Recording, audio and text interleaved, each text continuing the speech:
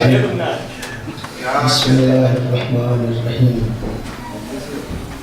الحمدللہ الواحد الاحد الفرد الصمد الذی لم یلد ولم یولد ولم یکن لہ کفوا احد والصلاة والسلام علی افضل العباد العبد المؤید والرسول المسدد المصطفى الامجد المحمود الأحمد حبیب الہ العالمین ابی الزہراء محمد اللہم صلی علی محمد وآل محمد صلی اللہ علیہ وآلہ الطیبین الطاہرین المعصومین الذین لا یقاس بهم من خلق احد ولعنۃ الدائمۃ علی اعدائهم من یوم العداوۃ الی یوم الدین اما بعد فقد قال اللہ تبارک و تعالی فی کتابہ الحکیم بسم اللہ الرحمن الرحیم یا ایھا الذین آمنوا اطیعوا اللہ و اطیعوا الرسول و اولی الامر منکم صلوات اللہ اللہم صلی علی محمد اس پاک بارگاہ میں الہی محمد و آل محمد کا صدقہ تمام مومنین و مومنات کی دلی خواہشات مبنی بر شریعت الہی اپنی بارگاہ میں قبول و منظور فرما۔ جن مرحومین کے اصالِ ثواب کے لیے یہ مجلس ہے الہی ان کے درجات میں بلندی عطا فرما، خاص طور پہ شہدائے ملت جعفریہ جو ہیں الہی ان کے درجات میں بلندی عطا فرما۔ اپنے اپنے حوائج کی مقبولیت کے لیے ایک مرتبہ پھر بآواز بلند سلوات پڑھیں۔ اللہم صلی علی محمد وآل محمد۔ مسلسل ٹوٹے پھوٹے الفاظ بارگاہ محمد و آل محمد میں پیش کرنے کی کوشش کر رہا ہوں۔ کل کی مجلس آپ کے ذہن عالی میں یقیناً موجود ہوگی۔ اطاعت کرو اے صاحبان ایمان، اطاعت کرو اللہ کی، اطاعت کرو رسول کی، اور اطاعت کرو اولی الامر کی۔ اس بات کو عرض کیا گیا تھا کہ اطاعت رسول اور اطاعت اولی الامر بھی بنیادی طور پہ اطاعت خدا ہے۔ وہ اطاعت جسے اطاعت مطلقہ کہا جاتا ہے، جو اصل اطاعت ہے وہ اطاعت خدا ہے۔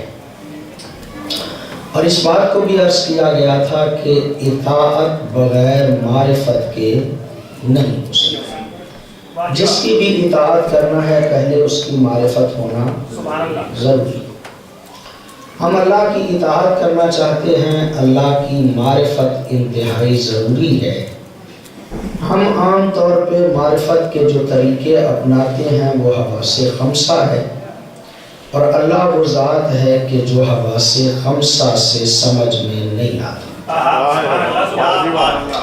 یہ وہ بات ہے کہ جو یقیناً میرا محترم مجمع جس بات کی طرف آگاہ ہے، میں صرف اسے تھوڑا سا تقسیم کر کے بات کو واضح کرنا چاہ رہا ہوں۔ ایک مرتبہ یہ ہے کہ اللہ کی کنہ ذات کو سمجھنے کی کوشش کی جائے۔ توجہ یقیناً آپ صاحبان کی ہے۔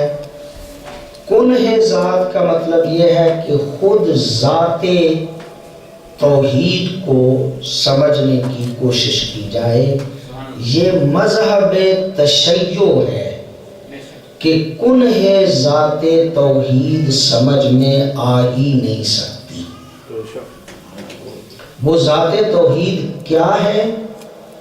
اگر کوئی بندہ اس ذات کی سمجھ اپنے میں پیدا کرنے کی کوشش کرتا ہے تو وہ گمراہ ہو جائے گا، اس لیے کہ وہ ذات ہمارے حواس خمسہ سے بھی بالا تر ہے، بلکہ ہماری عقلوں سے بھی بالا تر ہے۔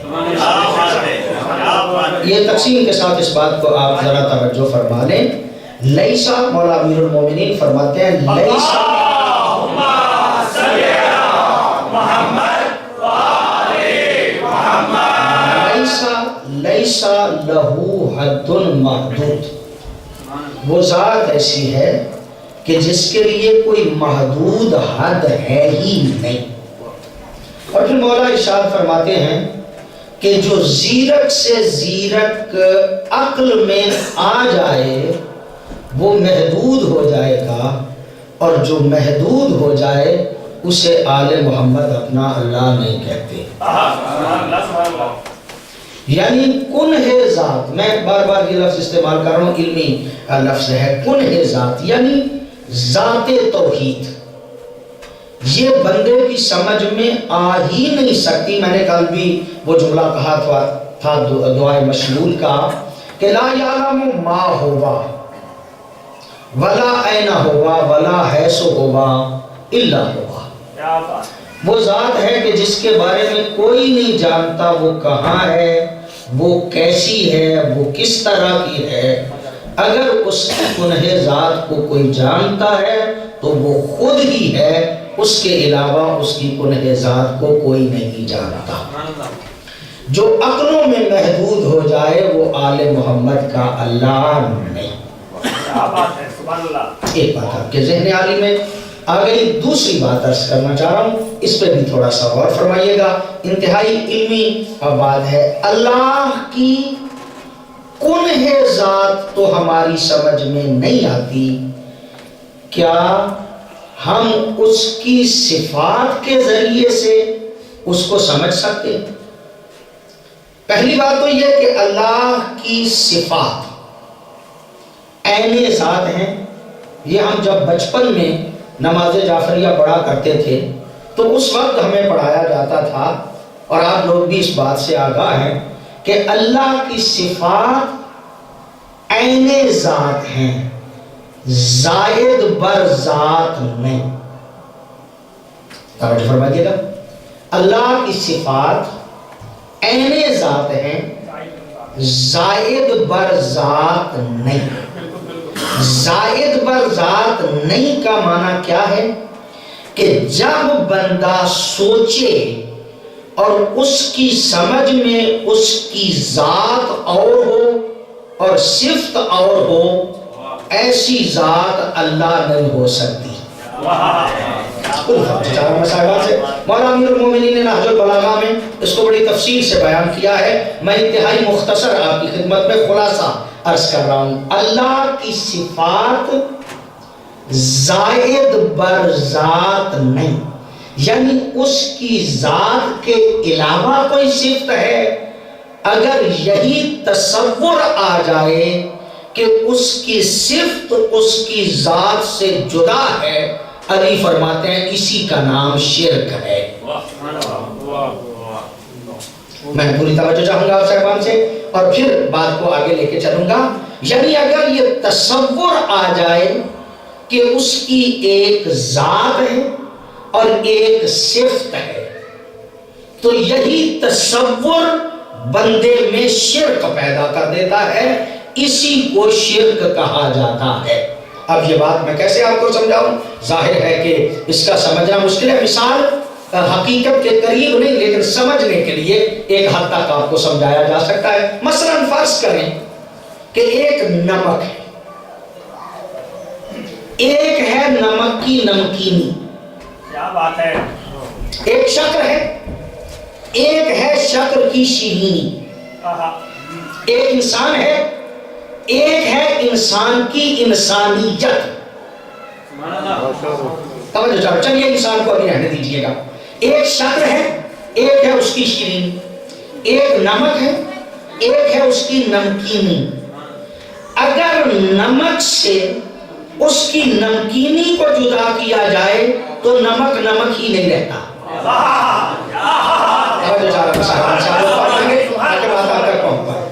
اگر شکر سے اس کی شیرینی کو جدا کر دیا جائے تو وہ شکر شکر ہی نہیں رہتی. جیسے شکر سے اس کی شیرینی کو جدا نہیں کیا جا سکتا، نمک سے اس کی نمکینی کو جدا نہیں کیا جا سکتا، ایسے ہی اللہ سے اس کی صفات کو علیحدہ تصور نہیں کیا جا سکتا۔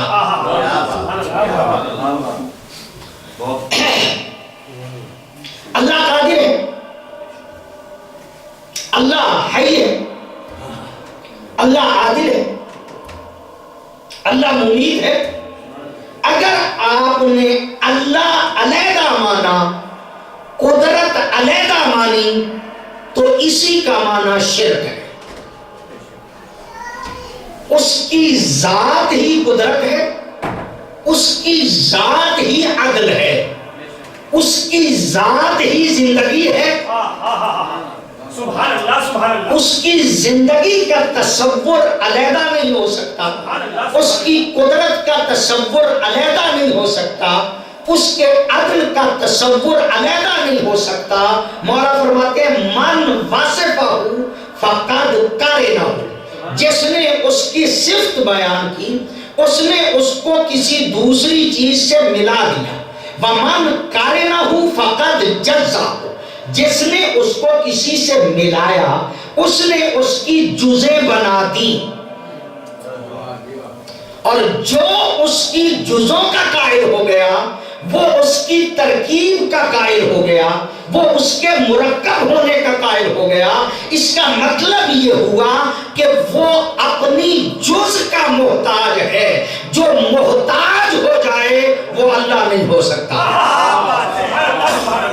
کوئی بات نہیں۔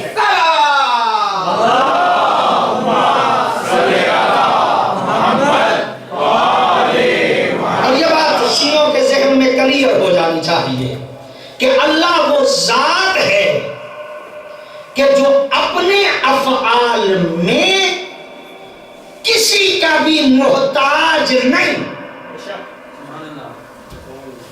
اگر محتاج ہو تو وہ اللہ ہو ہی نہیں سکتا۔ جب ہم اس کی صفتوں کو بھی نہیں سمجھ سکتے تو اے اللہ پھر تیری معرفت کیسے حاصل کریں؟ میں موضوع پہ پلٹ کے آ رہا ہوں تاکہ آپ کے ذہن عالی میں میرا موضوع رہے۔ میں زیادہ دقت میں نہیں جا رہا جان بوجھ کے، اور چاہتا ہوں کہ ہر مجلس میں تھوڑی سی اس بات کو عرض کروں تاکہ آپ زیادہ پریشان بھی نہ ہو جائیں۔ اللہ کی ذات کے لیے جو اسم ہے اسے اللہ کہتے ہیں۔ میں کل کی مجلس کے ساتھ مربوط ہوں۔ اس کی ذاتی نام صرف ایک ہے اور وہ کیا ہے؟ اللہ۔ اور اس کے صفاتی نام 99 بیان کیے جاتے، ان میں سے ہر نام جو صفاتی ہے، اچھا چلیے صفات کی بھی پھر کئی قسمیں ہیں جن کو میں اگلی مجالس میں آپ کی خدمت عالیہ میں عرض کروں گا۔ جن دو صفتوں کا ہم نے تذکرہ کیا وہ بھی بنیادی طور پہ صرف ایک ہی صفت ہے، اور وہ صفت کیا ہے؟ رحمت۔ کل ہم نے اس کا تذکرہ کیا تھا صفت رحمت کا، اور صفت رحمت کے لیے دو لفظ استعمال کیے قرآن میں، ایک رحمان ایک رحیم۔ رحمان پہ کسی حد تک ہم نے کل گفتگو کی۔ رحمان کسے کہتے ہیں؟ جس میں شدت پائی جائے، جس میں ولولہ پایا جائے، اور چونکہ رحمان میں شدت پائی جاتی ہے، ولولہ پایا جاتا ہے، لہذا رحمان ایسے رحم کرنے والے کو کہتے ہیں کہ جو اپنے آپ کو دیکھ کے رحم کرے۔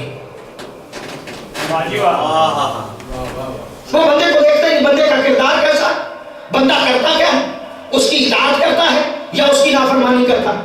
وہ جو کچھ بھی کرتا ہے چونکہ وہ اللہ ہے،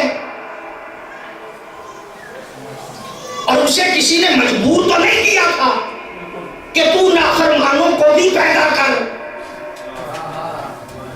تو اب چونکہ اس نے پیدا دونوں کو خود کیا لہذا رزق دینا بھی اس کی ذمہ داری ہے۔ وہ ان دونوں پہ رحم کرتا ہے، وہ اطاعت گزار پہ بھی رحم کرتا ہے، نافرمان پہ بھی رحم کرتا ہے۔ جو اطاعت گزار اور نافرمان دونوں پہ رحم کرے اسے رحمان کہتے ہیں۔ کوئی آپ کی توجہ، اسے رحمان کہا جاتا ہے۔ اب میں نے جو مختصر تذکرہ کرنا ہے وہ رحیم کا کرنا ہے۔ اور رحیم کسے کہتے ہیں؟ جس سے صفت رحیمیت جدا نہیں ہو سکتی. مستقل رحم کرنے والے کو رحیم کہا جاتا ہے. کیا بات ہے، سبحان اللہ سبحان اللہ. پوری توجہ چاروں میں صاحبان سے. یہ کل ہم اس بات کو عرض کر چکے، لیکن آج تھوڑا سا اس سے آگے عرض کرنا چاہ رہے ہیں. اب علماء فرماتے ہیں کہ رحیم کا معنی یہ ہے کہ وہ بندے کے کردار کو دیکھ کے جب رحم کرتا ہے تو اسے کہتے ہیں رحیم. واہ جی واہ. اپنے آپ کو دیکھ کے رحم کرے تو رحمان، بندے کے کردار کو دیکھ کے رحم کرے تو اسے رحیم کہتے ہیں. یعنی وہ ایسا رحیم ہے، وہ ایسا رحم کرنے والا ہے کہ بندے کو دیکھتا ہے کہ اس کا عمل کیا ہے، اس کا کردار کیا ہے. اگر کردار کے مطابق رحم کرے تو اسے رحیم کہتے ہیں. علماء نے اس کی ایک اور وضاحت بھی فرمائی ہے جس کو میں آپ کی خدمت عالیہ میں عرض کروں. اس دنیا میں رحم کرنے والے کو رحمان کہتے ہیں اور آخرت میں رحم کرنے والے کو رحیم کہتے ہیں. کیا بات ہے، کیا بات ہے. کچھ توجہ چاروں میں صاحبان سے اب پھر لطف فرمائیے گا. یعنی جو آخرت میں رحم کرے، اب آخرت میں کس پہ رحم کرے گا؟ جس کا کردار اچھا ہوگا، جس کا کردار اچھا ہوگا، جس کے اعمال اچھے ہوں گے. اب چونکہ آخرت کا تعلق ہے بندے کے کردار سے، اور معافی اسے ملے گی. توجہ چاہ رہا ہوں، معافی اسے ملے گی کہ جس کا کردار اچھا ہوگا. یہی پہ ایک طبقہ پیدا ہوا کہ انہوں نے کہا نہیں، تمہیں اللہ کا نہیں پتا، اللہ جسے چاہے معاف کر دے. پوری توجہ چاہ رہا ہوں صاحبان سے. ایک طبقہ ایسا پیدا ہوا کہ جس طبقے نے اعلان کر دیا کہ تم کون ہوتے ہو پابندی لگانے والے، وہ جسے چاہے معاف کر دے، وہ چاہے تو مشرک کو جنت میں بھیج دے اور چاہے تو مومن کو جہنم میں بھیج دے.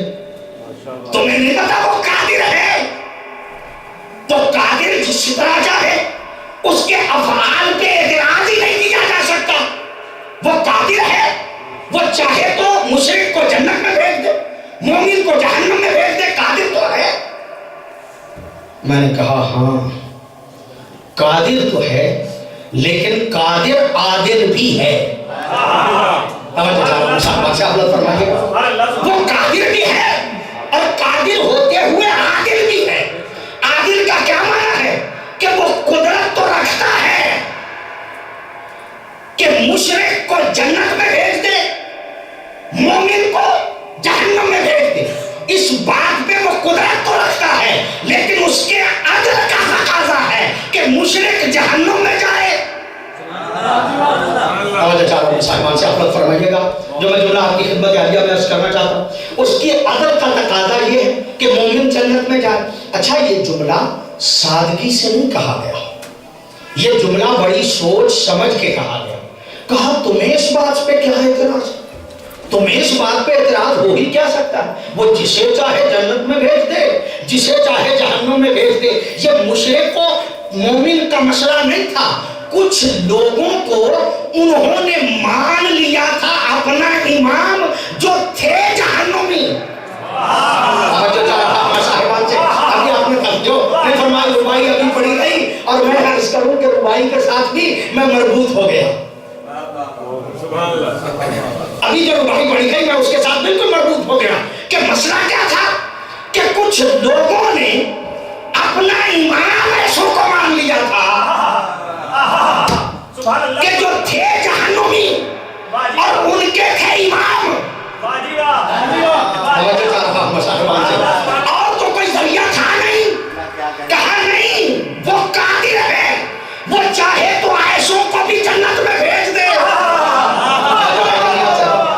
وہ چاہے تو عائشوں کو بھی جنت میں بھیج دے. اب معاملہ بڑھتا گیا تو ان کی اماموں کی لسٹ میں یزید بھی آ گیا.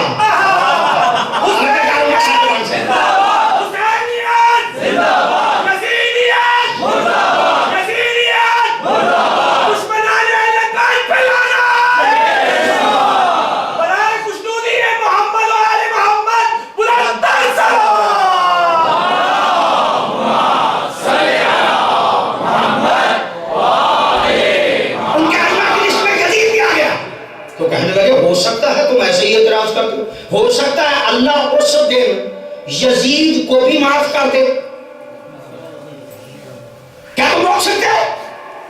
اللہ کی قدرت نہیں ہے، وہ قادر یزید کو معاف نہیں کر سکتے. ہو سکتا ہے وہ جنت میں بھیج دے. تو میرا سوال یہ ہے کہ یزید کو اگر اس نے جنت میں بھیجا تو کون سی جنت میں بھیجے گا؟ پوری توجہ چاروں میں کون سی جنت میں بھیجے گا؟ اسی جنت میں کہ جس کے وارث کا نام ہے حسین. اسی جنت میں بھیجے گا نا کہ جس کے وارث کا نام ہے حسین. تو حسین بھی اسی جنت میں، یزید بھی اسی جنت میں، تو وہ عادل عادل ہی نہیں رہے گا.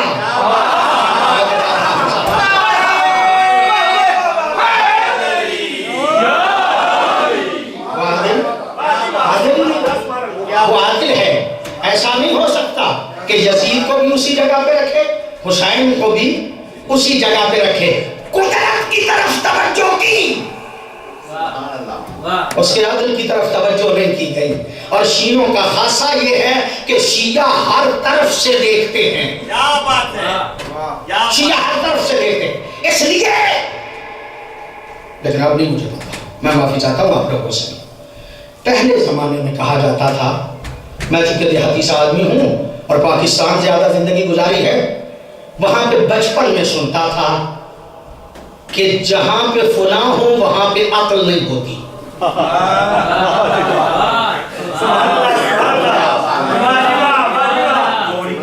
توجہ ہے نہیں آپ سے؟ وہاں جہاں پہ وہ ہو وہاں عقل نہیں ہوتی. اور اس کی وجہ ایسے نہیں تھی، علمی وجہ تھی. وہ لوگ ہمارے سادہ سادگی میں کہہ دیتے تھے، لیکن اس کی علمی وجہ ہے. اور وہ کیوں؟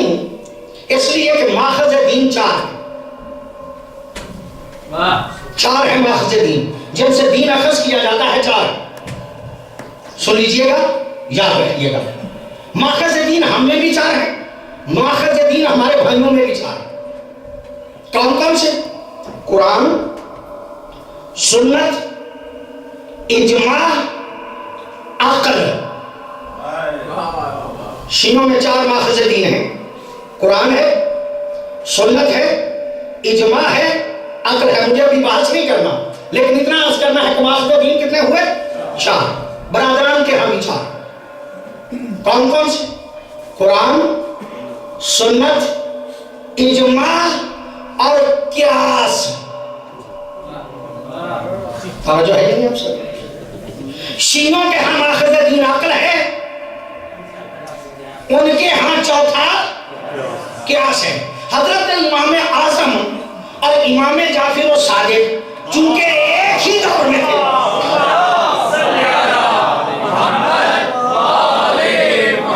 چونکہ ایک ہی دور میں تھے، توجہ کا طالب ہوں، ایک ہی دور میں تھے، لہذا اکثر اس بات پہ بحث ہوتی رہتی تھی. مولا پوچھتے رہتے تھے امام اعظم سے، یار تم قیاس کے قائل ہو، ذرا مجھے قیاس کر کے مذہب کی وضاحت تو کرو. مجھے وہ تفصیلات میں نہیں جانا، لیکن معصوم پوچھتے رہتے تھے کہ تم قیاس کے قائل ہو، قیاس کر کے بتاؤ. اچھا قیاس کیا ہوتا ہے؟ غور فرمائیے گا، قیاس ہوتا کیا ہے؟ اب اگر میں اس کو علمی اصطلاح میں لے جاؤں گا تو پھر یہ معاملہ استقراء، کسی حکم کو ایک جگہ پہ دیکھا جائے پھر اپنی مرضی سے دوسری جگہ پہ نافذ کر دیا جائے تو اسے کہتے ہیں قیاس. میں نے دیکھا کہ فرض کریں ایک چیز ایک جگہ پہ پائی جاتی ہے، چونکہ اس میں پائی جاتی ہے میں اس چیز پہ دوسری کا قیاس کرتا. اس میں ہے تو اس میں بھی ہونا چاہیے، اسے کہتے ہیں قیاس. وضاحت کے لیے پھر مجھے زیادہ وقت چاہیے گا، میں کسی اور نتیجے تک جانا چاہتا ہوں. یہ شیعوں کا خاصہ نہیں کہ وہ اپنی مرضی کریں. یہ دوسروں کا خاصہ ہے کہ ایک جگہ پہ دیکھیں دوسری جگہ پہ خود ڈال دیتے ہیں. شیعہ ہمیشہ عقل سے کام لیتے ہیں، اور عقل کا تقاضا کیا ہے کہ جہاں معصوم کہیں وہاں پہ مانا جائے،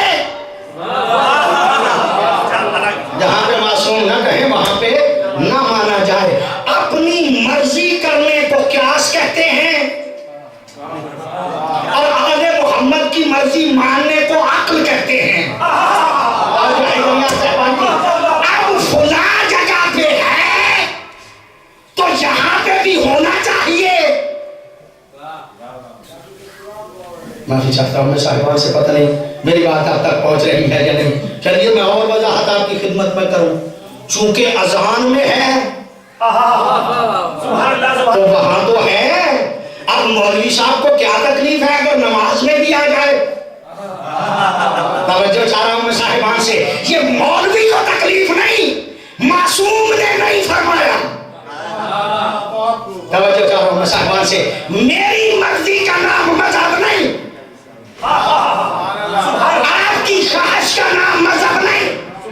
مذہب آل محمد کا نام ہے، مذہب آل محمد کے فرمان کا نام ہے. جہاں فرمایا ہے وہاں پہ ہونا چاہیے، اور جہاں پہ نہیں فرمایا وہاں پہ آپ کی مرضی سے نہیں آ جائے گا، میری مرضی سے نہیں آ جائے گا. اس لیے کہ قیاس کرنا امام اعظم کی سنت تو ہو سکتی ہے، امام جعفر صادق کی سنت نہیں ہو سکتی. آپ کی پوری توجہ ہے. میں جملہ جو آپ کی خدمت عالیہ میں عرض کر رہا ہوں، 4 ماخذ دین ہیں، عقل چوتھا ہے ان میں شیعوں میں، اور بڑے خوش قسمت ہے جن کے ہاں عقل ہے.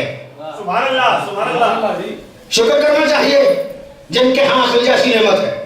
اللہ نے حضرت آدم کو خلق کیا، صاحب اصول کافی نے لکھا، حضرت آدم کو خلق کیا اور حضرت آدم کو خلق کر کے کہا کہ جبریل جاؤ میرے کارخانے قدرت سے یہ 3 چیزیں لے جاؤ اور جا کے آدم کو کہو کہ یہ 3 چیزیں ہیں، ان میں سے ایک رکھ لے. جب آدم ایک رکھ لے تو 2 کو کہنا کہ واپس پلٹ آؤ. وہ 3 چیزیں تھیں کیا؟ اللہ نے دیکھ کے کہا جبریل میرے کارخانے قدرت سے 3 چیزیں لے جاؤ، ایک عقل، ایک حیا، ایک دین. عقل، حیا، دین، یہ تینوں چیزیں لے جاؤ. آدم کو کہو کہ ایک رکھ لے. جب ایک رکھ لے تو 2 کو کہنا واپس پلٹ آؤ. کیا بات ہے، کیا بات ہے، واہ جی واہ، سبحان اللہ سبحان اللہ. عقل، حیا، دین. صاحب اصول کافی نے لکھا ہے جبریل لے کے آئے، آ کے کہا آدم کو آدم ایک رکھ لو. جب تم ایک رکھ لو گے میں نے 2 کو کہنا واپس پلٹ چلو. حضرت آدم نے ایک لمحے کے لیے نہیں سوچا. حضرت آدم دیکھ کے کہتے ہیں عقل کو میرے پاس رہنے دو،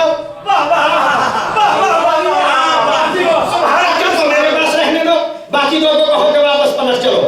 حضرت جبریل نے کہا کہ حیا و دین کو کہ چلو مجھے اللہ نے کہا تھا کہ جب آدم ایک رکھ لے 2 کو کہنا کہ واپس پلٹ چلو.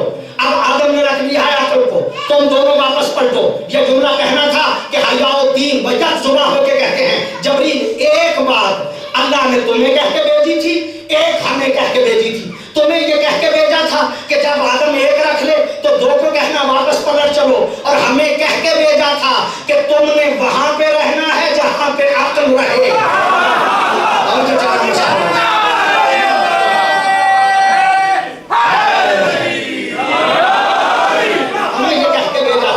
ہمیں یہ کہہ کے بھیجا تھا کہ تم نے وہاں پہ رہنا ہے جہاں پہ عقل رہے. جہاں پہ عقل ہوگی وہاں پہ حیا ہوگا، جہاں پہ عقل ہوگی وہاں پہ دین ہوگا.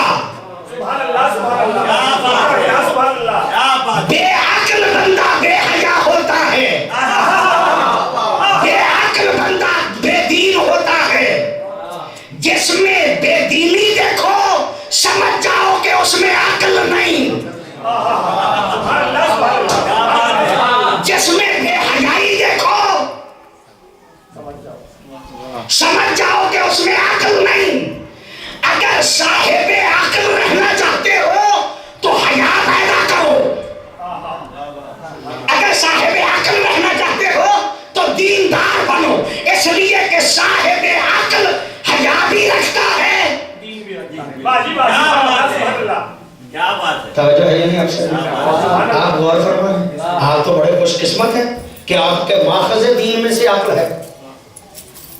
پہلے تو ایسے ہی تھا، پہلے زمانے میں تو کہا جاتا ہے ایسے ہی تھا کہ شیعوں کے پاس عقل ہوتی تھی. اب بھی یقیناً ہوگی اس لیے کہ ماخذ دین تو عقل ہے نا. توجہ چاہوں میں صاحبان سے لوگ فرمائیے گا جملہ آپ کی خدمت میں عرض کرنا چاہتا ہوں. یہ عقل بہت بڑی نعمت ہے, شکر کرنا چاہیے جن کے پاس عقل ہے. پیغمبر گرامی کا فرمان ہے, اگر پیغمبر گرامی کا فرمان ہے, میرا جملہ نہیں ہے, پیغمبر گرامی ارشاد فرماتے ہیں کہ اگر عقل کو مجسم کر دیا جائے تو رسول بنتا ہے, رسول کو اندر لے جائے تو عقل بنتی ہے. متبادل رسول ہے عقل. عقل مجسم ہو تو نبی, نبی باطل میں چلا جائے تو عقل. جو کام رسول کا ہے وہی کام عقل کا ہے. رسول بھی ہمیشہ یہی بتاتا ہے یہ کرو یہ نہ کرو, عقل بھی یہی بتاتی ہے یہ کرو یہ نہ کرو. یہ امر بالمعروف نہی عن المنکر باہر سے کرنے کی ضرورت نہیں, جن کے اندر عقل ہو. صاحبان سے اور رب کعبہ کی قسم, میں اس بارے میں بڑے واضح لفظوں میں کہہ رہا ہوں, یہ میرے جملے نہیں ہیں. اس نماز جمعہ پہ جو علامہ یہاں پہ خطبہ دے رہے تھے انہوں نے کہا اور انگلش میں کہا, بڑا مزیدار جملہ تھا. میں اس کی تھوڑی سی وضاحت کرتا ہوں. جنگ صفین کے حوالے سے وہ فرما رہے ہیں, میں اس کی اس انداز سے تو نہیں ایک اور انداز سے آپ کی خدمت میں عرض کرنا چاہتا ہوں. بسم اللہ. عقل صاحب بڑا اچھا انسان ہے کہ جس میں عقل ہے. عقل کیا کرتی ہے؟ اچھائی اور برائی کی تمیز بتاتی ہے. نبی کیا کرتے ہیں؟ اچھائی اور برائی کی تمیز بتاتے ہیں. یہ باہر سے متقی نظر آنا یہ اتنا کمال نہیں. اگر ظاہری طور پہ بڑا دیندار ہے, ممکن ہے دھوکے کے لیے دین کا اظہار کر رہا ہو. مساحران سے عبادت فرمائیے گا. میں جملہ جو عرض کر رہا ہوں اس لیے کہ وہ مولانا فرما رہے تھے نماز جمعہ میں کہ جنگ صفین میں جن لوگوں نے علی کا ساتھ دیا وہ بڑے ہی اچھے لوگ تھے, اور جنہوں نے مخالفت کی ان کے چہروں پہ بھی محرابوں کے نشان تھے. وہ قرآن کو کبھی اپنے دامن سے چھوڑتے ہی نہیں تھے. اس کا مطلب یہ کہ قرآن سینے سے لگا ہو, محراب پڑا ہوا ہو تو ضروری نہیں کہ وہ متقی ہو.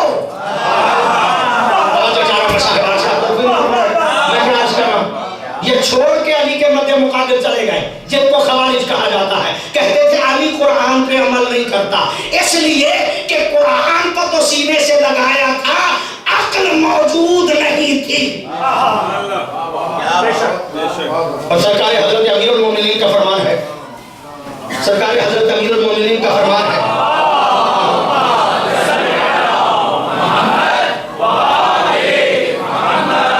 سرکار ارشاد فرماتے ہیں ایسے بندے کو کہ کوئی واز اثر ہی نہیں کرتا جس سے اندر سے اس کا باطن اس پہ واز نہ کرے.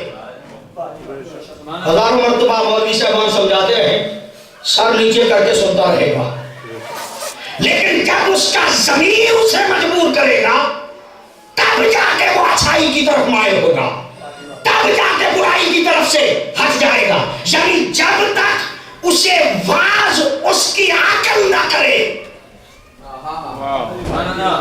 اس سے باہر کے بازوں کا کوئی اثر نہیں ہوتا. مولا فرماتے ہیں ایک بندے کو دیندار پرکھنا چاہتے ہو کیسے پہچانو؟ اس کی نمازیں دیکھ, اس کے روزے دیکھ, اس کے حج دیکھ. مولا فرماتے ہیں نہیں, نمازوں روزوں سے بندے کے دیندار ہونے کا پتہ نہیں چلتا. اگر دیندار دیکھنا چاہتے ہو تو اس سے معاملات کر کے دیکھو, وہ معاملات کا اگر بد دیانت ہے تو بے دین ہے.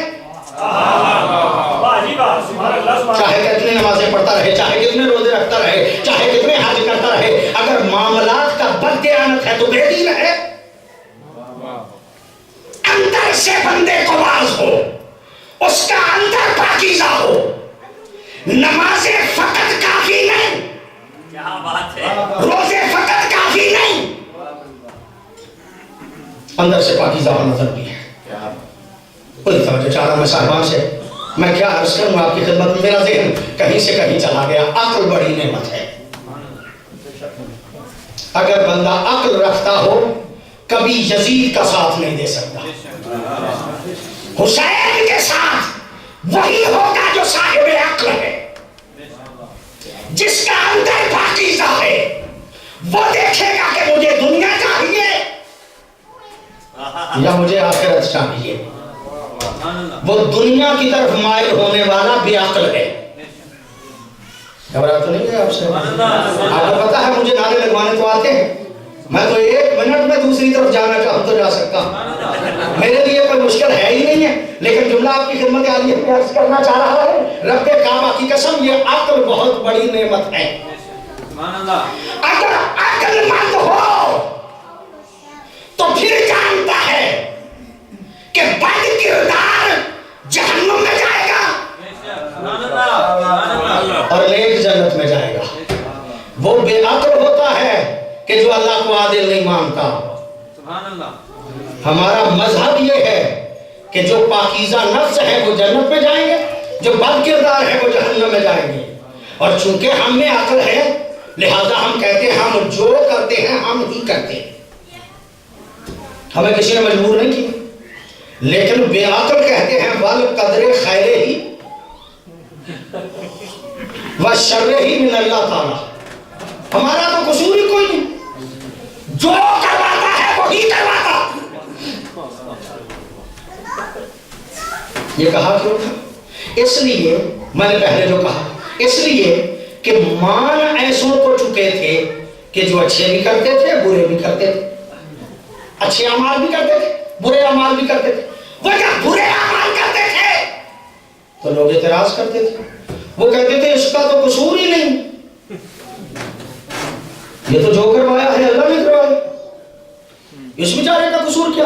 وہ شراب پیتا تھا، کہتا تھا نہیں اس کا تو قصور ہی نہیں، یہ تو جو کرواتا ہے اللہ کرواتا.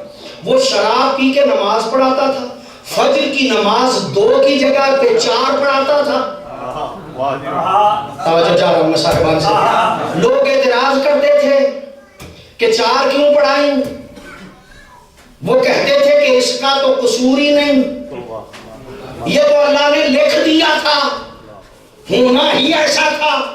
اس نے بدھ کو جمعہ پڑھایا. توجہ چاہ رہا ہوں میں صاحبان سے. اس نے بدھ کو جمعہ پڑھایا. کچھ جن کا ضمیر زندہ تھا اس نے اعتراض کیا بھائی بدھ کو جمعہ، کہا اس کا تو قصور نہیں، وہ تو اللہ نے لکھ دیا تھا. توجہ ہے یا نہیں سے؟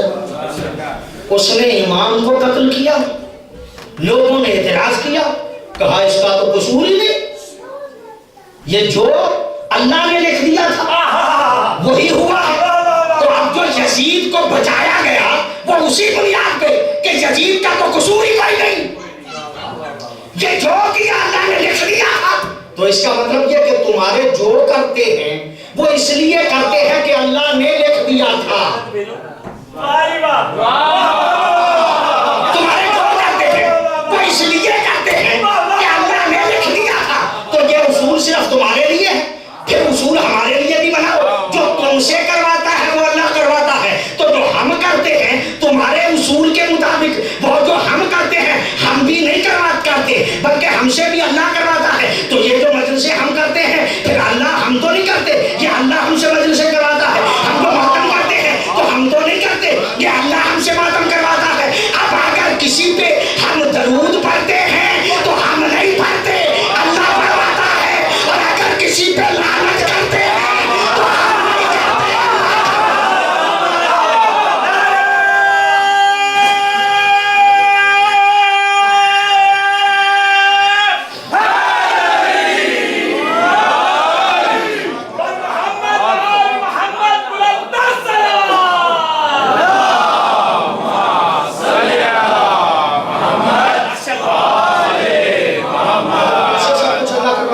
ہمارے بارے میں بھی تو یہ اصول بنا لو، لیکن میں آپ کو رعایت نہیں دیتا. یہ تو ان کے جواب میں کہہ رہا تھا. ہمارا مذہب یہ نہیں ہے. ہمارا مذہب کیا ہے کہ ہم جو کرتے ہیں مرضی سے کرتے ہیں. اگر نیکی کرتے ہیں تب بھی مرضی سے کرتے ہیں، اگر برائی کرتے ہیں تب بھی مرضی سے کرتے ہیں. اللہ کا کوئی قصور نہیں، ہم جو کرتے ہیں اپنی مرضی سے کرتے ہیں، اس لیے کہ وہ عادل ہے، وہ ہر نیک کو اس کی نیکی کی جزا دے گا اور ہر بد کردار کو اس کی برائی کی کہتے ہیں ہم تھلے کر کے کیا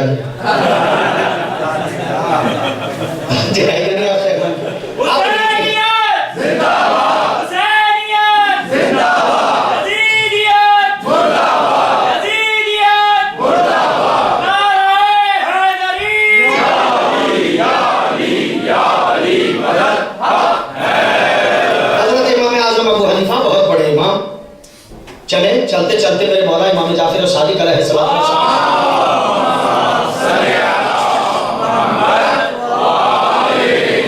دروازے پر پہنچے، جب دروازے پر پہنچے دستک دی اندر سے میرے 7 یا 9 سال کے امام حضرت امام موسیٰ کاظم باہر نکلے۔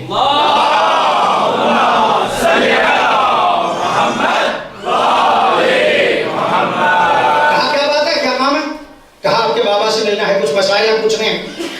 کہا میرے بابا مصروف ہیں، آپ مجھ سے پوچھ لیں۔ کہا بابا مصروف ہیں، آپ مجھ سے پوچھ لیں۔ دیکھا بچہ ہے، اس سے کیا پوچھوں گا؟ بیچارے کو معرفت نہیں تھی نا کہ در آل محمد پہ آ کے بچوں کو بچہ نہیں سمجھنا چاہتا، اس لیے کہ اس گھر کے بچے بھی ایسے ہوتے ہیں کہ ان الحسن یطالع لوح محفوظ فی صغر سنہ، کہ اس گھر کے بچے بھی ماں کی گود میں بیٹھ کے لوح محفوظ کا مطالعہ کیا کرتے ہیں۔ محمد والے محمد پر بلند تر صلوات۔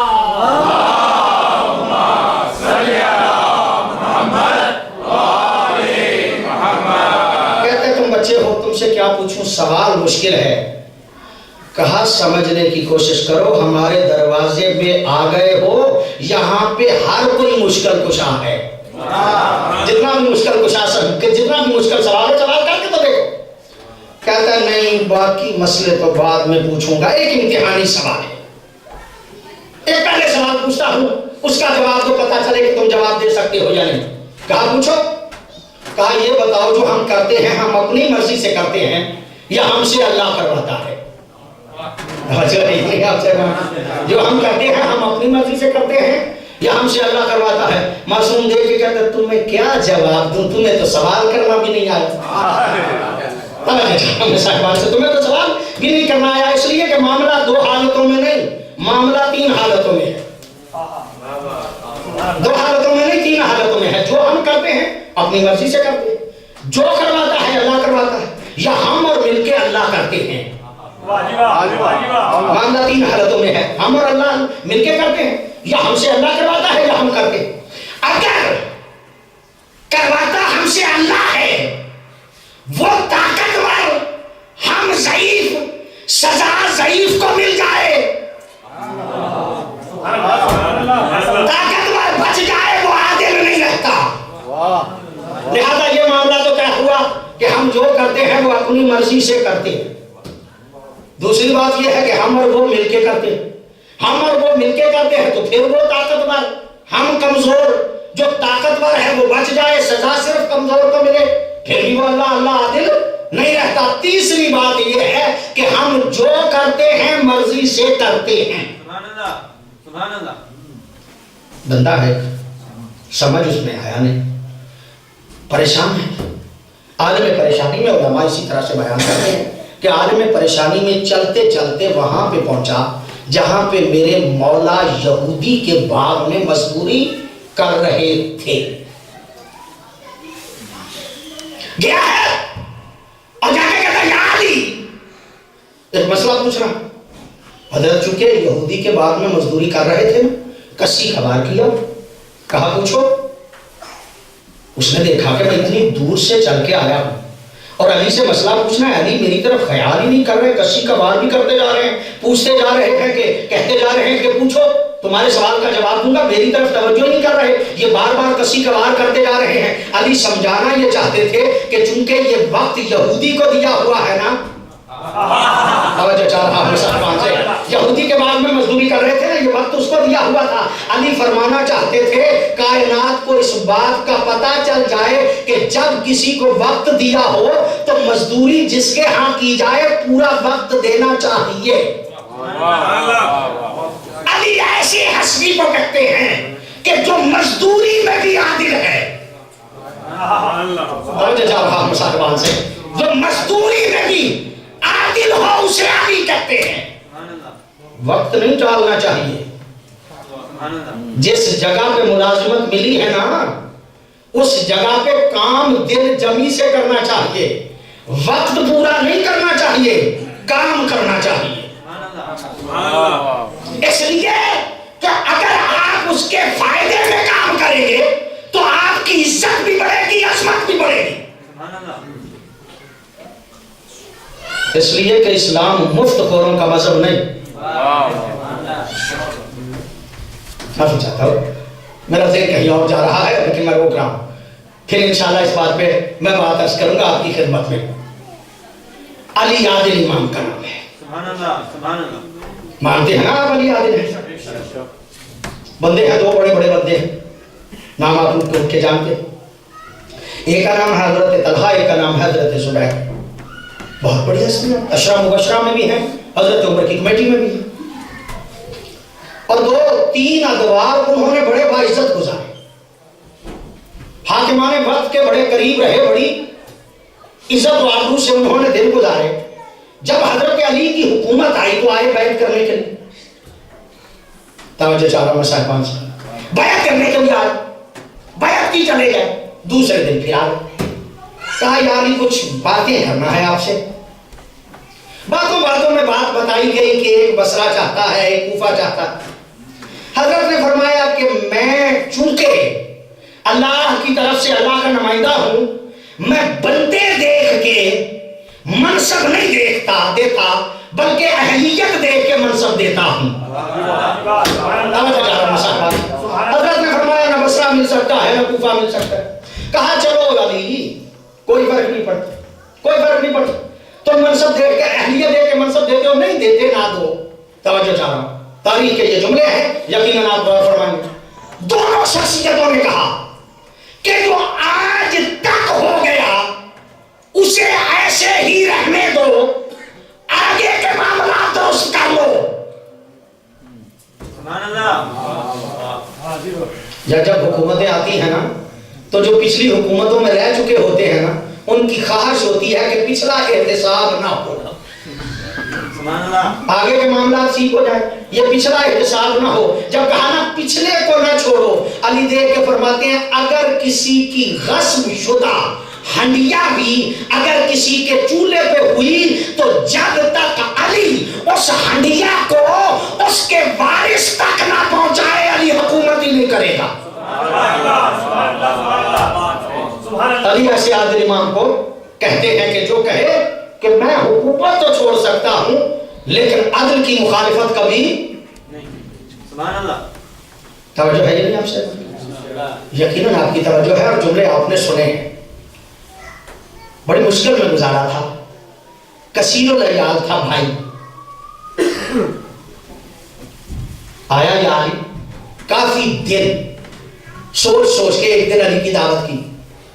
امیر المومنین تشریف لائے, بھائی کا نام ہے عقیل. دعوت کی, اور دعوت جب کی نا تو اچھے خاصے کچھ انواع و اقسام کے کھانے موجود تھے. سرکار نے دعوت کھائی, ظاہرہ بھائی کا بھائی تھا, بھائی کے گھر دعوت کھائی. اور دعوت کھانے کے بعد حضرت عقیل فرماتے ہیں یا علی گزارا بڑا مشکل ہوتا, مہربانی کر کے وظیفہ تھوڑا سا بڑھا دیجئے.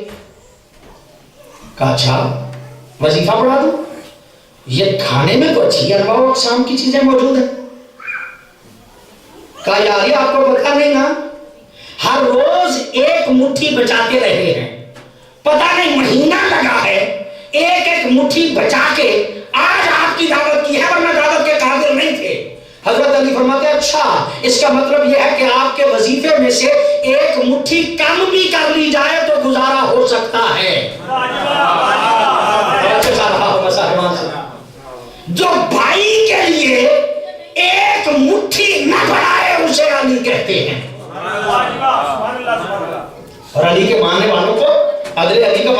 چاہیے نا, پتہ چلنا چاہیے نا کہ علی عادل امام ہے. علی اس عادل امام کو کہتے ہیں جو یہودی کو جو ٹائم دیا ہے اس کو بھی ایسے نہیں چھوڑتے. پھر کسی سوال کیا, کہا پوچھو, کہا یہ بتاؤ ہم با اختیار کتنے ہیں اور مجبور کتنے ہیں. جب کہا نا ہم با اختیار کتنے ہیں اور مجبور کتنے ہیں, حضرت علی نے پھر کسی کا وار کیا اور وار کر کے کہتے ہیں تیرے سوال کا جواب تفصیلی دوں یا مختصر دوں. اس نے دیکھ کے کہا کہ یہ توجہ تو کرتا نہیں, تفصیل سے کیا پوچھنی ہے. کہا یار لگتا ہے وقت آپ کے پاس نہیں اور میں بھی اتنا فارغ نہیں.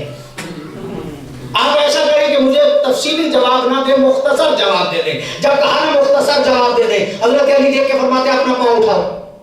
اس نے یکدم اپنا پاؤں اٹھایا. حضرت علی دیکھ کے فرماتے دوسرا بھی اٹھاؤ. دیکھ کے کہتا یا علی دوسرا تو نہیں اٹھ سکتا. کہا مسئلے کا پتہ نہیں چلا, مسئلے کے جواب کا پتہ نہیں چلا. ایک پاؤں اٹھا سکتے ہو, دوسرا نہیں اٹھا سکتے. جتنا اٹھا سکتے ہو اتنے با اختیار ہو,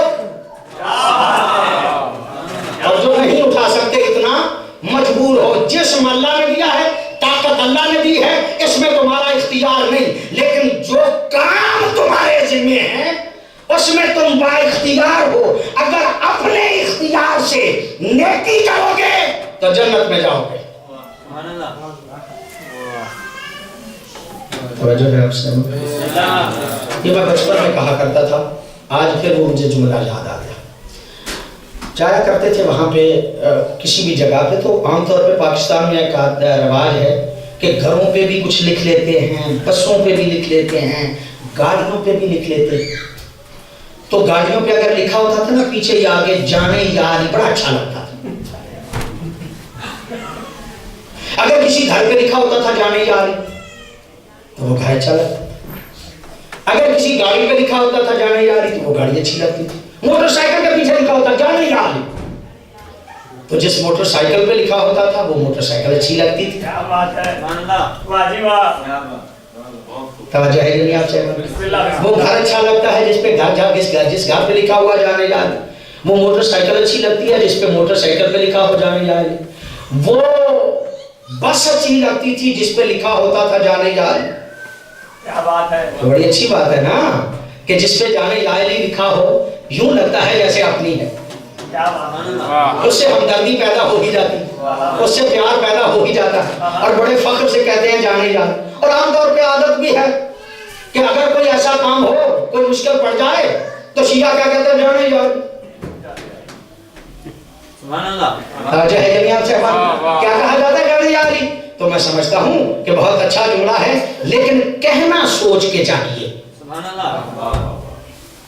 کہنا سوچ کے چاہیے, اس لیے کہ جانے یا علی کا معنی کیا ہے, یا علی جان لو. جانے یا علی کا کیا معنی ہے, یا علی جان لو, یا علی آپ جان لیں. تو پھر سوچ کے کہنا چاہیے نا. اگر چوری کر رہا ہے اور کوئی بندہ اسے روکتا ہے کہ چوری نہ کر, کہتا چل جانے یا علی. اگر چوری کے وقت کہہ رہا جانے یا علی اور علی نے جان لیا, تو علی عادل امام ہے نا, علی عادل امام ہے نا. کر بدماشی رہا ہے اور کہتا جانے یا علی, اور علی نے جان لیا, پی رہا ہے شراب, کہتا جانے یا علی, علی نے جان لیا, کر رہا ہے فراد, کہتا ہے جانے یا علی اور علی نے جان لیا, تو علی عادل ہے نا. آپ بھی نہیں علی کو عادل مانتے. چلو طلحہ زبیر تو نہ مانے, شیعہ تو مانے علی کو عادل. اگر عادل مانتے ہو تو بد کرداری کے وقت نہ کہو جانے کا علی, شراب پیتے ہوئے نہ کہو جانے کا علی, بدماشی کرتے ہوئے نہ کہو جانے کا علی, غصب کرتے ہوئے نہ کہو جانے کا علی. نماز پڑھا کرو, نماز پڑھ کے مسجد کے دروازے پہ جایا کرو, دیکھ کے کہا کرو اے اللہ نماز پڑھی ہے لیکن جیسے تو چاہتا ہے ایسی پتہ نہیں پڑھ سکے یا نہیں پڑھ سکی, پڑھ سکے. اب نماز جانے اور جانے یا علی. نماز جانے اور جانے یا علی. رکھو رسول چاہتے ہیں رکھ کے کھولتے وقت کہا کرو اے اللہ تیرے حکم کے مطابق روزہ رکھا تھا لیکن ویسے رکھ سکے ہیں یا نہیں اب روزہ جانے جو ہے یعنی آپ صاحبان جانے یاہلی ضرور کہنا چاہیے لیکن سوچ سمجھ کے کہنا چاہیے کہ کس وقت کہنا چاہیے. اچھا ایک حدیث اور سن لیجئے اور آپ کی رفع ضامت کر رہا ہوں. مجھے پتا ہے وقت کا مجھے پوری طرح سے ساتھ رکھتا ہے لیکن چونکہ بات آ گئی ہے تو مجھے عرض کرنا ہی پڑے گا. ایک حدیث ہے آپ جانتے ہیں اس حدیث کو مثل اہل بیتی کا مثل سفینۃ نوح. میری اہل بیت کی مثال ایسے ہے جیسے کشتی نوح کی مثال. جو اس پہ سوار ہو گیا وہ کامیاب ہو گیا جو رہ گیا وہ غرق ہو گیا. توجہ ہے نا آپ سے؟ یہ حدیث تو آپ جانتے ہیں سنی ہے ہزار مرتبہ اس حدیث کو سنا ہے آپ نے. اہل بیت کشتی نوح کی مانند جو اہل بیت کی کشتی پہ سوار ہوا وہ نجات پا جائے گا. تو سوار ہونے کا مطلب کیا ہوتا ہے؟ کشتی پہ سوار ہونے کا کیا مطلب ہوتا ہے آپ جانتے ہو؟ چلے نہیں جانتے تو میں وضاحت کرتا ہوں. کشتی بڑی خوبصورت بنی ہوئی سونے چاندی کے تیر لگے ہوئے پھٹیاں اس کی پھٹے جو لگے ہوئے وہ بہت قیمتی ہے. اس کو بڑے کاریگر نے بنایا. اتنی خوبصورت کشتی ہے کہ باہر پڑی ہوئی ہر بندے کی توجہ کو اپنی طرف مبذول کر رہی ہے. سبحان اللہ سبحان اللہ. کشتیاں بہت زیادہ اور بھی ہیں یہ کشتی بھی دوسری کی طرف توجہ نہیں ہوتی اسی کی طرف ہوتی. اور آپ جاتے ہیں اور اس کشتی کے پاس کھڑے ہو کے اس کی تعریف کرنا شروع کر دیتے ہیں. اس کے پھٹے بہت اچھے بنانے والا کاریگر بہت تھا اس کے کیل بہت اچھے سونے کے لگے ہوئے کاریگر نے کاریگری بڑی کی ہے. یہ آپ اس اچھی چیز کی تعریف کر رہے ہیں. یہ آپ کے اچھے ظرف کی دلیل ہے کہ آپ اچھی چیز کو اچھی کہہ رہے ہیں. سبحان اللہ سبحان اللہ. یہ اچھے ظرف کی دلیل ہے کہ آپ اچھی چیز کو اچھی چیز کہہ رہے ہیں. اگر ظرف اچھا نہ ہوتا تو اچھی چیز کو اچھی بھی نہ کہتے. یہ آپ کے اچھے ظرف کی دلیل ہے کہ آپ اچھی چیز کو اچھی کہہ رہے ہیں لیکن اسے کشتی پہ سوار ہونا کہتے ہیں نہیں. اسے کشتی پہ سوار ہونا کہتے ہیں. آپ تعریف کر رہے ہیں علیحدہ کھڑے ہو کے اس لیے کہ وہ ہے ہی اچھی. وہ کشتی ہے ہی اچھی آپ تعریف کرتے جا رہے ہیں چونکہ وہ اچھی ہے. آپ اچھے ظرف کے ہیں آپ اس کی تعریف کرتے جا رہے ہیں. آپ قابل تعریف ہیں اس لیے کہ آپ کا ظرف اچھا لیکن آپ کشتی پہ سوار نہیں. سبحان اللہ سبحان اللہ. آپ کشتی پہ سوار. اچھا چلیے کشتی گئی سمندر میں گئی تھوڑی دور پہنچی تھی کہ بھنور میں پھنس گئے. آپ کھڑے تھے باہر آپ نے دیکھا وہی خوبصورت کشتی بھنور میں پھنس گئی ہے. اب وہ بھنور میں پھنس کے غرق ہو رہی ہے. اس اچھی کشتی کو غرق ہوتے ہوئے دیکھ کے آپ کے آنسو نکل گئے. توجہ چاہ رہا ہوں صاحبان سے. آپ نے رونا شروع کر دیا. یہ رونا اچھے ظرف کی دلیل ہے. توجہ چاہ رہا ہوں صاحبان. یہ رونا اچھے ظرف کی دلیل ہے اس لیے کہ اچھی چیز غرق ہو رہی تھی آپ برداشت نہیں کر پائے آپ نے رونا شروع کر دیا لیکن اسے کشتی پہ سوار ہونا نہیں کہتے.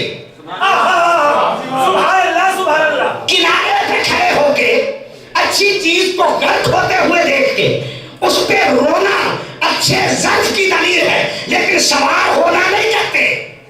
سبحان اللہ سبحان اللہ. سوار ہونے کا کیا مطلب ہے؟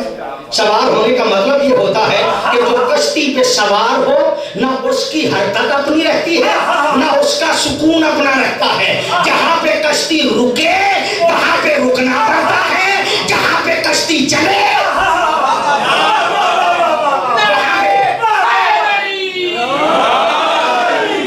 وہاں پہ چلنا پڑتا ہے. اہل بیت کی کشتی پہ سوار ہونے کا مطلب یہ نہیں ہے کہ ان کی عظمت کے قصیدے پڑھے جائیں.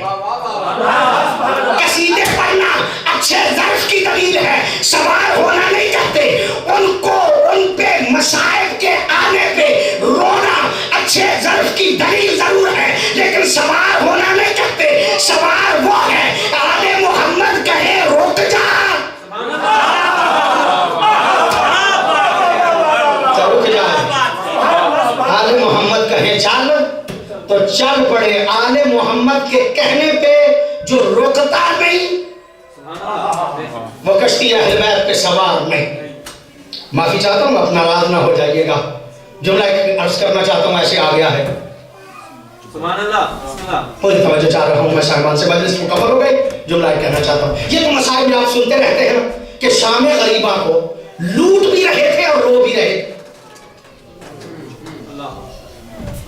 یہ ہزاروں مرتبہ جملہ آپ نے سنا نا کہ شام غریبہ بے غیرت لوٹ بھی رہے تھے اور رو بھی رہے تھے۔ مخدومہ نے پوچھا روتے کیوں ہو، لوٹتے کیوں؟ کہا لوٹ اس لیے رہا ہوں، میں نہیں لوٹوں گا تو کوئی اور لوٹ لے گا۔ روتا اس لیے ہوں کہ تو زہرا زادی ہے۔ یہی جملے ہیں نا، میں نے کوئی اضافہ تو نہیں کیا، کوئی کمی بھی نہیں کی۔ تو اس کا مطلب یہ ہے کہ وہ رونے والا عظمت مخدومہ کو جانتا تھا۔ اگر عظمت مخدومہ کو نہ جانتا ہوتا تو روتا کیوں نہ؟ یہ رو اسی لیے رہا تھا نا کہ عظمت کو جانتا تھا۔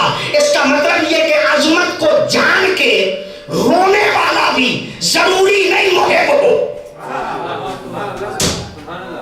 ضروری نہیں ماننے والا ہو۔ ماننے والا کب ہے؟ جب لوٹنا چھوڑے۔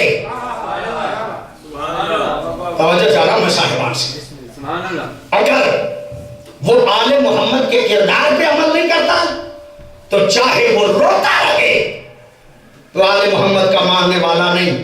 میں یقیناً یہ سمجھتا ہوں کہ آل محمد کے غم میں رونے والے بڑے باعظمت ہیں، یقیناً ان کے اچھے ظرف کی دلیل ہے، لیکن اگر ان کا اتحاد ہو آل محمد کے کردار کے ساتھ اور پھر روئے تو ایسا رونا جنت میں لے جاتا ہے۔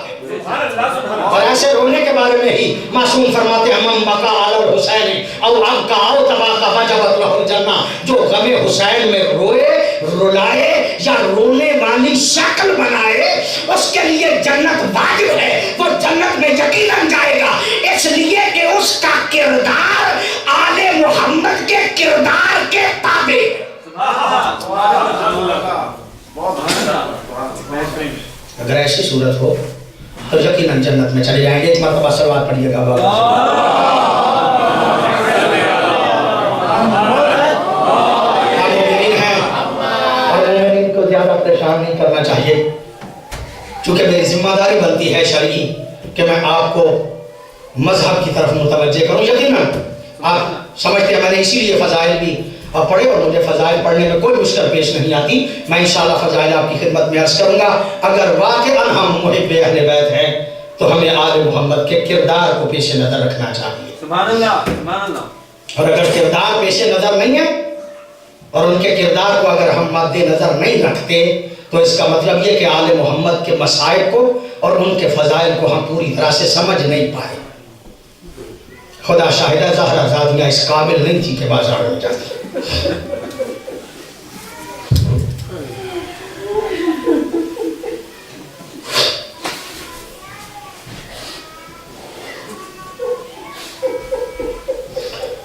ایک روایت میں نے ایک عالم دین سے سنی، وہ فرماتے ہیں کہ جب مدینے سے قافلہ چلنے لگا نا، مخدومہ زینب دیکھ کے کہتی ہے بھیا حسین میں بھی آپ کے ساتھ جاؤں گی۔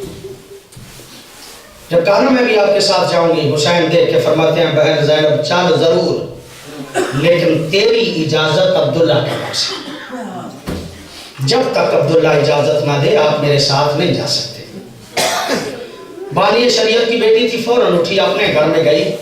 علماء فرماتے ہیں اپنے گھر میں جب گئی نا، صحن خانہ میں بستر بیماری پہ لیٹے ہوئے تھے جناب عبداللہ، میری مخدومہ اپنے ہی گھر میں صحن خانہ میں سوالیوں کی طرح بیٹھ گئی۔ جب سوالیوں کی طرح بیٹھی نا، بیٹیاں بابا کے قریب آئیں، کندھا ہلا کے کہا بابا دیکھ تو صحیح، ہماری ماں اپنے ہی گھر سوالیوں کی طرح بیٹھ گئی۔ جناب عبداللہ دیکھ کے کہتے زہرا دادی سوالیوں کی طرح کیوں بیٹھ گئی ہے؟ مانگ، یہ میرا گھر نہیں تیرا گھر ہے، مانگ، کیا مانگنا چاہتی ہے؟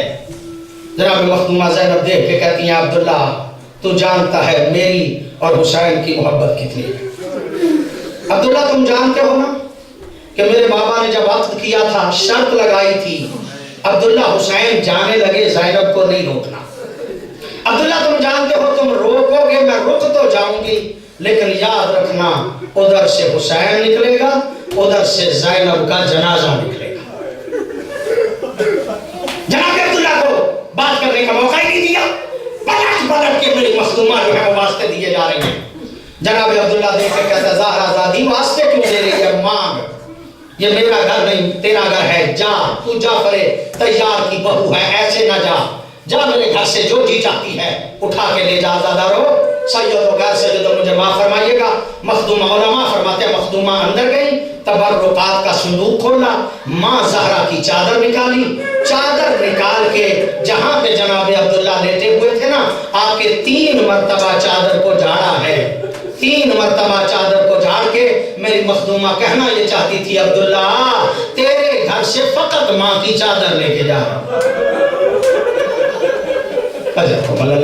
اللہ کو سوائے ہمیں اہل بیت کے کوئی غم نہ دے. تیرے گھر سے فقط ماں کی چادر کو لے کے جا رہی ہوں. عزادارو جب چلنے لگی نا جناب عبداللہ دیکھ کے کہتا زہرا زادی تو جعفر طیار کی بہو ہے ایسے نہ جا. تو جعفر طیار کی بہو ہے ایسے نہ جا.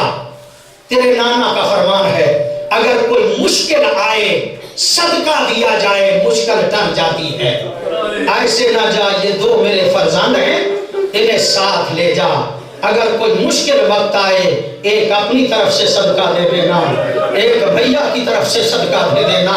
میں دیکھ کے کہوں گا عبداللہ تمہیں کیا پتا جب مشکل آئے گی نہ صدقہ رہے گا. اجر کو مل اللہ آپ کو سوائے ہمیں اہل بیت کو کوئی غم نہ دے. جناب عبداللہ دیکھ کے کہتے ہیں زہرا زادی تو جعفر طیار کی بہو ہے ایسے نہ جا. یہ 4 کنیزیں ہیں یہ تیرے ساتھ جائیں گی. یہ سارا سفر تیری خدمت کرے گی. عزادارو بس میں اتنا ہی عرض کرنا چاہتا ہوں. علماء فرماتے ہیں 4 کنیزیں مخدومہ زینب کی خدمت کے لیے جناب عبداللہ نے ساتھ کی. یہ 4 کنیزیں مدینے میں ان کا تذکرہ ملتا ہے. جب مکے پہنچے ان کا تذکرہ ملتا ہے. مکے سے چلنے لگے ان کا تذکرہ ملتا ہے. کربلا کے راستے میں ان کا تذکرہ ملتا ہے. جب کربلا میں پہنچے ان کا تذکرہ ملتا ہے. دن گزرتے گئے ان کا تذکرہ ملتا ہے. لیکن عزادارو جب آئی ہے نا شام غریباں ان شام غریباں کو ان 4 کنیزوں کا پتہ نہیں چلتا کہ یہ کہاں پہ چلی گئی. علماء فرماتے ہیں زیدی صاحب کے جملے ہیں کہ جب آئی ہے نا شام غریباں کو یہ 4 کنیزیں کہاں پہ چلی گئی. علماء فرماتے ہیں کہ جب مخدومہ کے سر سے چادر اتر گئی نا اجرکم اللہ آپ کو سوائے غم اہل بیت کے کوئی غم نہ دے. جب مخدومہ کے سر سے چادر اتر گئی نا یہ کنیزیں سوچ کے مر گئیں کہ جس کی خدمت کے لیے آئی تھیں جب اس کے سر پہ چادر نہیں رہی ہمارے زندہ رہنے کا فائدہ کیا. زیدی صاحب کہا کرتے تھے اور جس کی چادر کو اترتے دیکھ کے کنیزیں مر گئیں وہ زینب خود زندہ کیسے. اجرکم اللہ آپ کو سوائے غم اہل بیت کے کوئی غم نہ دے. اور جس کی چادر کو اترتے دیکھ کے کنیزیں مر گئی وہ زینب خود زندہ کیسے رہی. زیدی صاحب کہا کرتے تھے اس بات کا پتہ چلا مجھے اس وقت جب یہ قافلہ چلتے چلتے پہنچا ہے دربار یزید میں. عزادارو زہرا زادیوں کا قافلہ چلتے چلتے جب پہنچا ہے نا دربار یزید میں حالت کیا تھی کہ آگے سفید بالوں والی فضہ تھی پشت پہ سر رکھ کے میری مخدومہ زینب کھڑی تھی. عزادارو ایسے عالم میں جب کھڑے تھے نا زہرا زادیاں ایک مرتبہ سفیر روم نے پوچھا یزید سے کہ یہ سر کس کا ہے. عزادارو جب یہ کہا نا یہ سر کس کا ہے بے غیرت دیکھ کے کہتا ہے میرے باغی کا. عزادارو جب کہا نا میرے باغی کا یہ جملہ کہنا تھا کہ میری مخدومہ نے ایک مرتبہ اما فضہ کو پیچھے ہٹایا. پیچھے ہٹا کے کہا اما فضہ ہٹ جس مقصد کے لیے زندہ تھی وہ وقت آ گیا ہے. جس مقصد کے لیے زندہ تھی وہ وقت آ گیا ہے. اما فضہ کو ہٹایا. مجھے معاف فرمائیے گا زیدی صاحب کہا کرتے تھے کہ اما فضہ کو ہٹا کے جھٹکے سے بالوں کو پیچھے کیا. عزادارو پوچھو تو تو صحیح مخدومہ زینب نے جھٹکے سے بالوں کو پیچھے کیوں کیا؟ ہاتھوں سے کیوں نہیں کیا؟ اور ہاتھ آزاد ہوتے تو ہاتھوں سے پیچھے کرتی، ہاتھ پھنسے گردن بندھے ہوئے. اجرکم اللہ، اجرکم اللہ. اللہ آپ کو سوائے غم اہل بیت کے کوئی غم نہ دے. اللہ آپ کو سوائے غم اہل بیت کے کوئی غم نہ دے. اللہ نے جھٹکے سے ایک مرتبہ بالوں کو پیچھے کیا،